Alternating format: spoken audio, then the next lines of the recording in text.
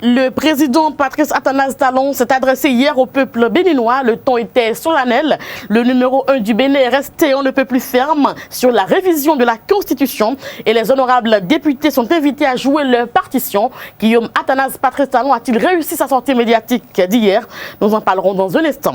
Les syndicalistes ont dormi à la belle étoile hier à l'Assemblée nationale. Ils ont dénoncé ce qu'ils appellent les dérives de la nouvelle Constitution de Talon. À suivre dans Frais Matin, le journal, la une des journaux, le débat et les buzz du net, sans oublier les prévisions astrologiques. Bonjour, bienvenue. Enoch Laradé, bonjour. Bonjour Nadège, amis internautes, bonjour. Projet de révision de la Constitution, les clarifications du chef de l'État retrouvées dans la nation de ce jour. Fraternité, réforme politique et institutionnelle à l'adresse de Talon aux Béninois. Le matinal, révision de la Constitution, les raisons de croire en Talon. Et puis l'actualité, discours à la veille de l'ouverture de la session extraordinaire sur la révision de la Constitution. Talon réitère son engagement au peuple béninois. Le routier, déclaration du chef de l'État par rapport à la modification de la loi fondamentale. Réviser la Constitution, c'est respecter le peuple qui m'a élu, dit Patrice Talon. Le potentiel, discours du chef de l'État sur la révision de la Constitution hier. Talon dissipe les craintes et rassure son peuple. On continue avec le clairon discours du chef de l'État à la nation. Patrice Talon met les députés devant leur responsabilité. Libération à présent. Discours du chef de l'État sur la modification de la Constitution. Talon réaffirme son engagement au peuple béninois. Le matin, message du chef de l'État sur le projet de révision constitutionnelle. Talon éclaire et rassure son peuple. Le matin libre de ce jour, message à la nation. Talon rate une occasion en or. Et puis l'indépendant, message du chef de l'État à la nation hier. Talon clarifie ses intentions sur la révision de la Constitution. La tribune de la capitale, session extraordinaire sur le projet de révision de la Constitution. Partis politiques, organisations syndicales et sociétés civiles en état de veille au Parlement. Le progrès, à présent, projet de révision de la Constitution, Patrice Talon rassure. Et puis le challenge qui titre ce jour face au peuple béninois hier. Talon réaffirme son engagement à la révision de la Constitution, rassure et convainc. Le quotidien, le meilleur, à présent, projet de révision de la Constitution. Le président Patrice Talon attend l'arbitrage du Parlement. Merci à vous, Enoch Laradé. À l'instant, la une des journaux. Je rappelle que dans le débat, nous parlerons de cette sortie médiatique du président de la République. Patrice Athanase Guillaume Talon a-t-il convaincu? Nous en parlerons dans un instant. Tout de suite, le journal avec Kader Achirou.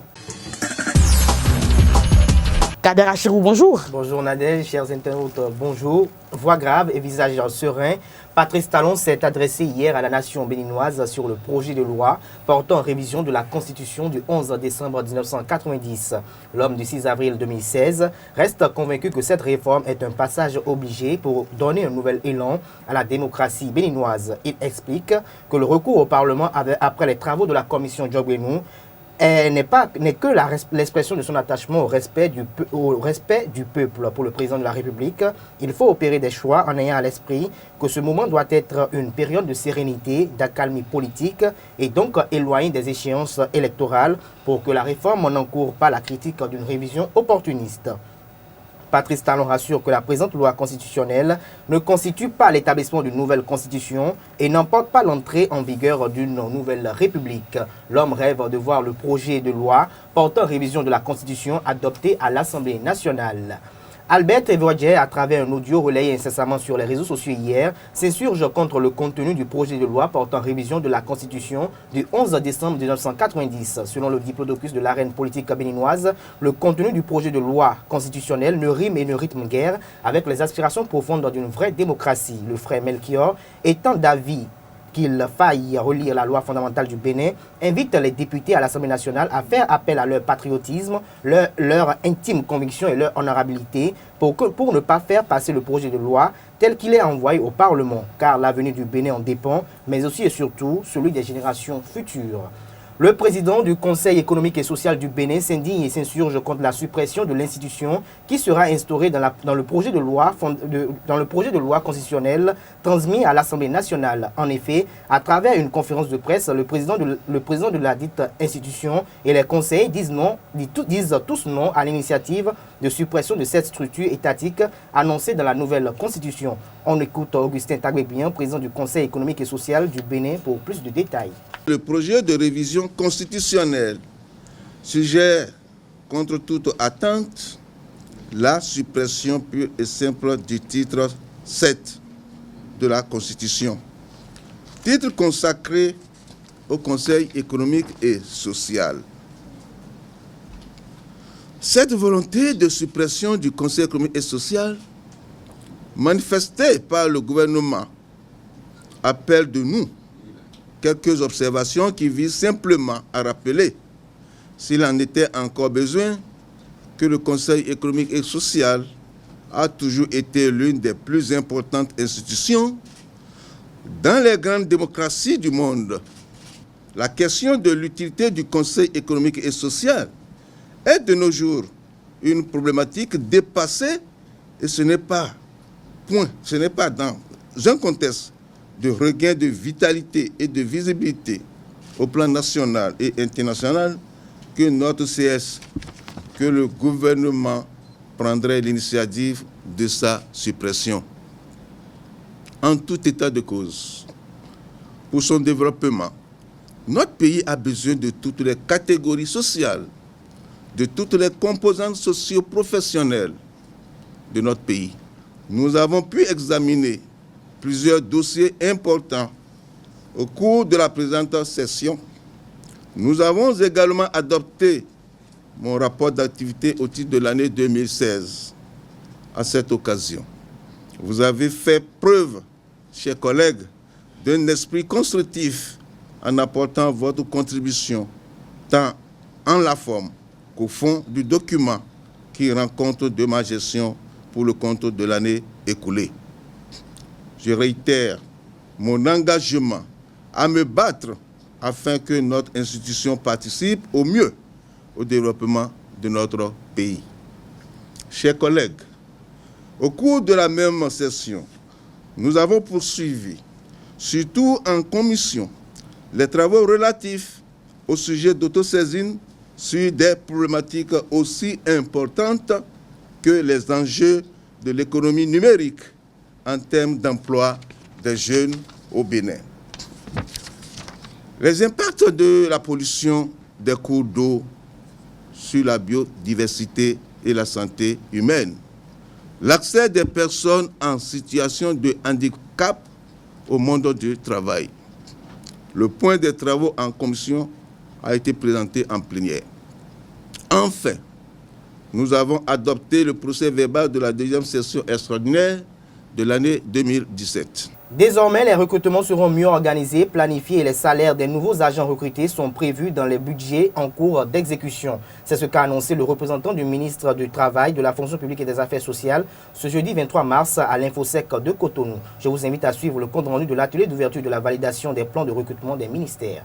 Dans ce cadre, je voudrais vous rappeler que le président de la République, chef de l'État, chef du gouvernement, dans son programme d'action du gouvernement 2016-2021, notamment dans le premier pilier, a placé les ressources humaines au cœur du développement de notre nation.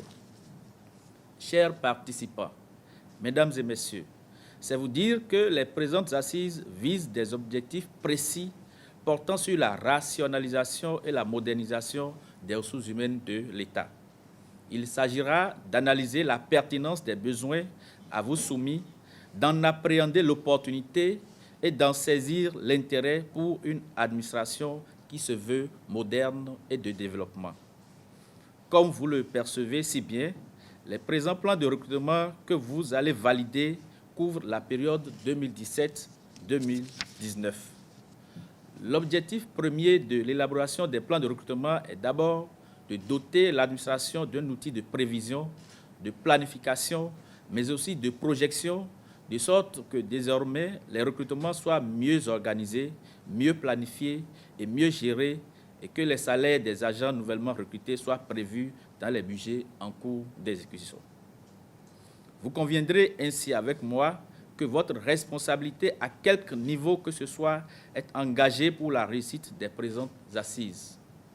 Mesdames et messieurs, chers participants, je voudrais compter sur votre disponibilité et sur votre contribution de qualité pour faire du présent atelier un succès véritable.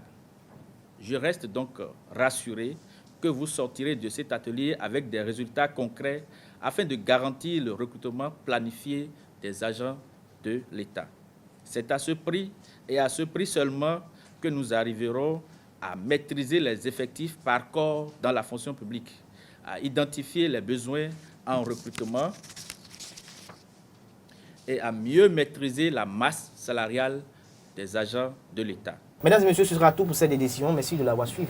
Merci à vous, Kader Achirou, pour la présentation. Vous restez avec nous pour le débat dans un instant. Kader Achirou, le président de la République, a effectué hier une sortie médiatique. Est-ce que vous pensez que Guillaume Athanas Patrice Talon a convaincu les Béninois? Patrice Talon a peut-être convaincu les Béninois. Ça dépend de ce que chacun des Béninois attendait de ce message. Je pense que les attentes sont diverses.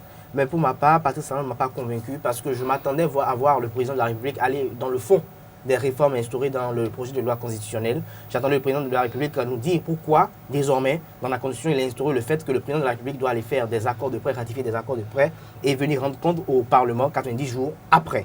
J'aimerais voir aussi le président de la République nous évoquer comment les nouvelles mesures prises dans la Constitution pour lutter contre l'impunité avec les membres du gouvernement, ce qui n'a pas été le cas de façon plus profonde. C'est vrai que le président de la République est resté un peu dans le sens des choses un peu... Il est passé au-dessus des choses, il n'a pas approfondi, mais on s'y attendait qu'il reste de façon succincte et qu'il aille dans le fond des choses, connaissant l'homme, connaissant son habileté, connaissant son intelligence et, comment on appelle, sa ruse, et il pouvait le faire quand même. Enoch Lahadé, est-ce qu'il a pu rassurer comme les Béninois dans le fond sur sa bonne foi? Parce que c'était l'objectif, c'était rassurer les Béninois parce qu'il y a beaucoup de tollés depuis l'annonce de la révision de la Constitution. Est-ce que c'était l'objectif? Bon, je crois que c'est le président il est le seul à pouvoir avoir la réponse à cette question et puis la cellule de communication. Est-ce que c'était l'objectif ou bien c'était pour toujours réaffirmer son engagement à mettre en marche sa réforme? Non, c'est parce qu'il y a beaucoup de tollés, il y a beaucoup de personnes qui sont intervenues et tout ça. Et il fallait qu'il parle. Oui, il fallait qu'il parle. Pour soit rassurer. Il fallait qu'il parle. Est-ce que c'était pour rassurer? Je ne pense pas. C'était l'objectif. Vous avez vu la presse ce matin? Oui, Patrice Talon est venu, il a dicté encore une loi et il reste toujours confiant à cette révision de la Constitution. Il le sait, il sait que les députés vont voter cette loi. Il le sait très bien parce que quand vous voyez dans son message, vers la fin où il dit que si il arrivait que les députés arrivent à rejeter cette loi, ça veut dire qu'ils ne veulent pas le développement du pays parce qu'il a cité un bon nombre de réformes dans la nouvelle Constitution qu'il juge utile pour le développement du pays. Donc pour Patrice Talon, sans cette révision de la Constitution, il n'y aura pas de développement. Il n'y aura pas de développement et encore du moins, on n'était pas dans une république en bonne et due forme. En fait, c'est ce qu'il a fait ressortir hier. Donc il faut coûte que coûte réviser cette Constitution pour Patrice Talon, pour un développement, pour le Bénin, pour avoir du financement. Et je crois que c'était ça qu'il est venu dire hier. Ce n'était pas pour rassurer le peuple béninois. Sinon, dans l'ensemble, je crois que personne n'est rassuré. Quelques-uns peut-être, mais dans l'ensemble, le commun des Béninois. Il y a beaucoup d'interrogations encore. Mais vous savez que le président aurait pu être confiant dans ses mots, être sûr et ferme, mais trouver les mots justes pour quand même contenir un peu son peuple. Non, quand on dit qu'il pense qu'on n'est pas encore dans une république, je pense qu'il se trompe. Il estime qu'on n'est pas encore dans une république. Et je vois un peu de qu'on appelle des mesures dictatoriales dans la démarche. Des élans. La démarche du président, parce que pourquoi lui il estime que si les députés ne votent pas ce projet de loi, c'est qu'ils ne veulent pas le développement du pays? Pourquoi il estime que tout ce que lui pense, c'est ça? C'est-à-dire c'est l'idéal.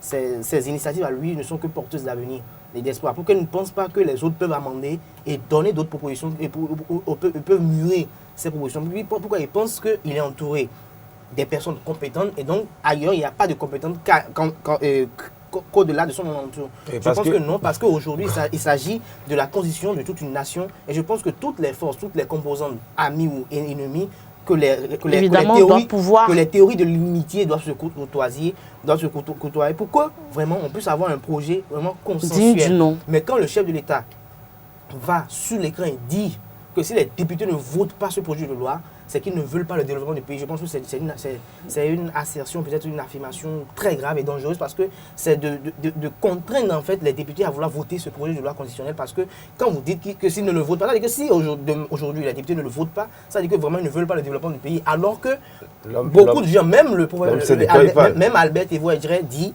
qu'on ne peut pas voter dans une condition, comment on appelle, la lutte contre l'impunité, telle que ça ne doit pas passer. Tout le monde est d'accord pour la révision de la Constitution, mais pas dans un tel état. On n'est pas d'accord également pour le fait que le chef de l'État dise que lui, il peut aller prêter de l'argent au nom du pays comme il veut, sur tout ce qu'il veut, le montant qu'il veut, et c'est 90 jours. C'est pas qu'il vient faire le point, mais il les rend compte, il est informé que j'ai fait ci.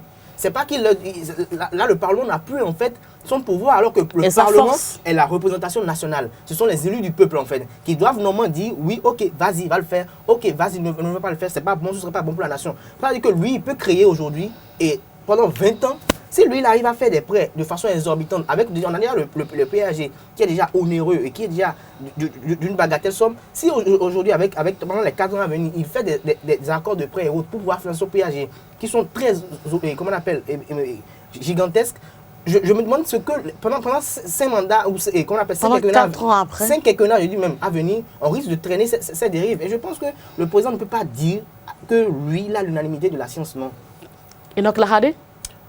Toujours dans le même sens, c'est pour dire que l'homme sait ce qu'il dit, il sait ce qu'il dit, il reste confiant à ses propos, il reste confiant qu'on appelle à ses réformes. Et puis, comme je le disais, il connaît les Béninois, il connaît aussi les députés. Donc, il sait déjà que... Mais si ce n'est pas fait, il risque d'être surpris par les Béninois et par les députés. Oui, c'est ça le problème. Il y a beaucoup de surprises dans ce pays. Il y a eu beaucoup de surprises dans ce pays-là. C'est ça le gros souci. Mais lui se dit que quand le président se dit peut-être que la condition qui est là depuis 90, il n'y a pas de développement. Il risque de se heurter à la premier échec. Depuis 90, ça fait déjà 27 ans. Non, ça fait déjà 27 ans qu'il n'y a pas de développement dans le pays. Donc, pour Patrice Talon... Il n'y a pas de développement. Il y a eu des routes qui ont été tracées. Des routes, c'est pas de... Pour lui, c'est pas encore... Mais lui, il veut faire quoi? C'est pas encore ça le développement. C'est ça. Donc, c'est à partir de ces réformes et de son PAG. Voilà, de son PAG qui aura un Bénin prospère, un Bénin bien développé. Bien émancipé. On a déjà connu ce discours dans le passé, pas Bénin émergent, Bénin à l'horizon 2021. Maintenant, on a un nouveau départ, Bénin révélé. On ne veut plus, mais pas de souci, Dieu au contrôle. Merci à vous, Enoch Lahade, Kader Achirou. Merci. Nous allons passer au buzz du net et aux prévisions astrologiques avec Karine Adénini et Anifat Boukari. Les buzz du net avec Karine Adénini. Bonjour. Bonjour Nadège. Salut amis internautes. Aujourd'hui, nous allons rester au Cameroun. Dérangé est le titre de la première vidéo que je vous suggère. C'est une vidéo de Manibela en featuring avec Ténor. Née en 1987 à Yaoundé, Véronique Manibela, plus connue sous le nom de scène Manibela, est une chanteuse de Bikoutsi. Elle commence ses débuts au lycée et dans les cabarets du Cameroun. Manibela confirme sa popularité en 2014 avec son clip Pala Pala Woman. Sa vidéo dérangée postée il y a 2 jours sur YouTube est à 56 379 vues. Ou même est le titre de la deuxième vidéo que je vous propose. C'est une vidéo de Jovi. Ndukong God Love Mfo aka Jovi est né le 24 octobre 1983 à Douala au Cameroun. Il est un auteur, compositeur, ingénieur de son, producteur et rappeur. Le style de Jovi se distingue par sa capacité à mélanger les langues Bidgin, Ngemba de son pays d'origine à l'anglais et le français pour rapper. Jovi se fait connaître en 2012 à la sortie de son premier album posté il y a 1 mois. Sa vidéo ou même est à 235 241 vues sur YouTube. Ainsi se refait un buzz du net de ce jour. Agréable fin de semaine à toutes et à tous. Merci à vous, Karine Adénini. Anifat Boukari est installée pour la page horoscope. Anifat Boukari, bonjour. Bonjour Nadège, amis fidèles des signes du zodiaque, bonjour. Bélier, vous parviendrez plus facilement à trouver la paix en vous. Taureau, si vous êtes célibataire, il n'est pas impossible qu'une personne proche vous regarde autrement. Gémeaux, vous aurez une grande facilité de compréhension, surtout avec vos amis. Cancer, vous aurez tendance à vouloir vous faire aider à maintes choses. Lion, en extériorisant vos sentiments, vous trouverez un équilibre dans votre relation. Vierge, l'ambiance sera au bonheur et au projet. Balance, en couple, vous comprendrez ce que votre conjoint peut ressentir ou avoir envie de faire. Sagittaire, vous ressentirez le besoin d'accélérer le cours des événements. Verseau, vous savez exactement quoi dire et comment agir avec vos proches. Et pour finir, Poisson, soyez prudent de ne lancer aucune entreprise trop hardie. Ce sera tout pour ce matin. Bon vendredi à toute la communauté musulmane. Merci à vous, Anifat Boukari. Bon vendredi à toute la communauté béninoise et à la communauté catholique, à la communauté musulmane et à toutes les autres communautés de notre pays. Merci de nous avoir suivis. On va se retrouver lundi avec le même plaisir. D'ici là, portez-vous bien et très bon week-end à vous.